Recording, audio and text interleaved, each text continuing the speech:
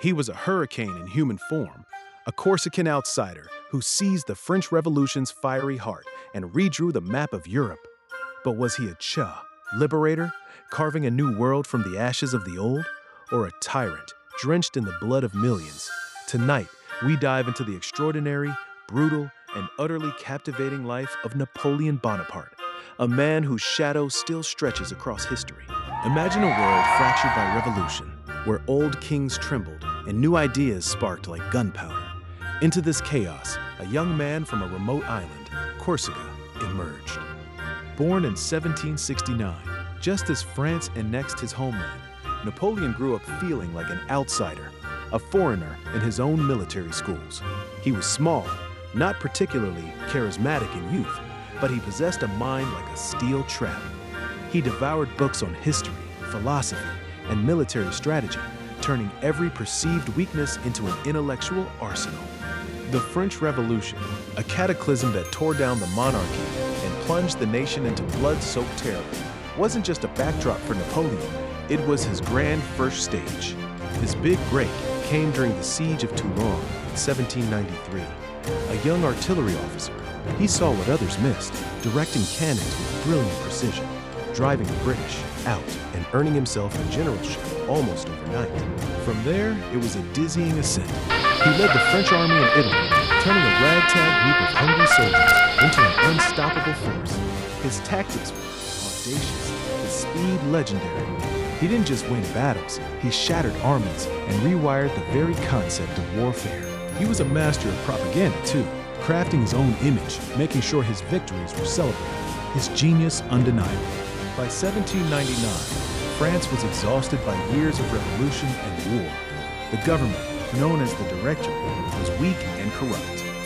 Napoleon, fresh from a somewhat less successful but still self-promoted campaign in Egypt, saw his moment. In a bold political maneuver, the coup of 18 Brumaire, he seized power, first as first consul, then, in 1804, crowned himself Emperor of the French. This wasn't just a power grab, it was a transformation. He brought order out of chaos, creating the Napoleonic Code, a legal system that still forms the basis of law in many countries today. He reformed education, centralized government, and built infrastructure. He was not just a general, he was a statesman, a legislator, an architect of modern Europe. His empire grew with astounding speed. Austerlitz, Jena, Auerstedt, Friedland, battle after battle, he humiliated the old monarchies of Austria, Prussia, and Russia. His grand army, a diverse force bound by loyalty and fear, seemed invincible. He placed his family members on thrones across Europe, creating a vast dominion stretching from Spain to Poland. For a time, it seemed no one could stand against him. He controlled vast swathes of the continent, dictating terms, reshaping borders, and planting the seeds of Hitchcock nationalism and modern governance wherever his armies marched. Europe was his chessboard, and he was the undisputed king. But even the most brilliant minds can overlook the silent, grinding resistance. Napoleon's ambition, once his greatest strength, began to plant the seeds of his downfall. He imposed the continental system, a massive blockade designed to cripple Britain by cutting off its trade with Europe.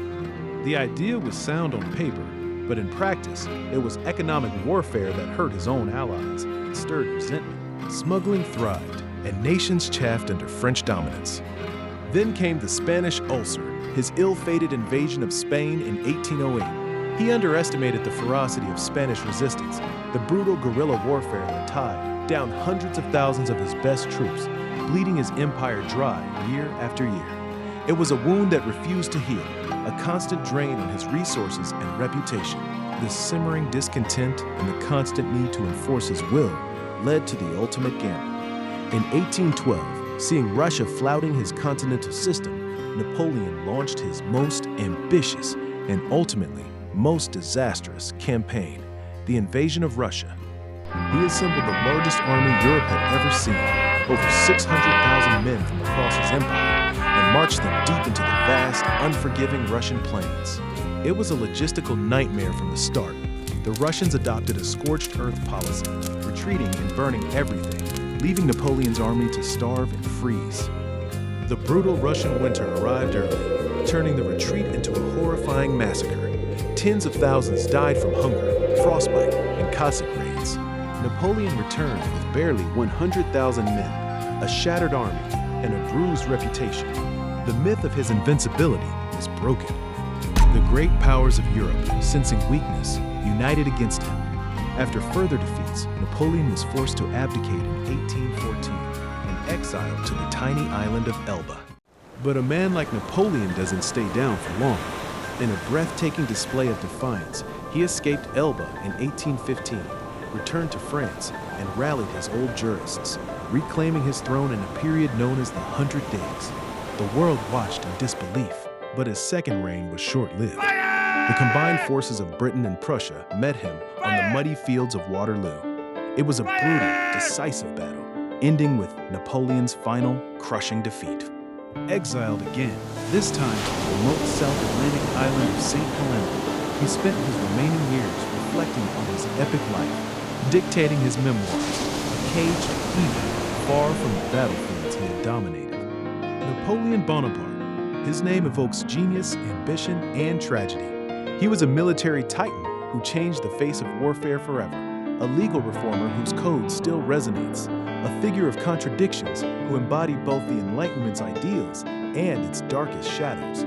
Was he a hero or a villain, a revolutionary or a dictator? Perhaps he was all of these, a force of nature whose legacy continues to spark debate, whose story reminds us of the incredible heights and devastating lows a single individual can reach.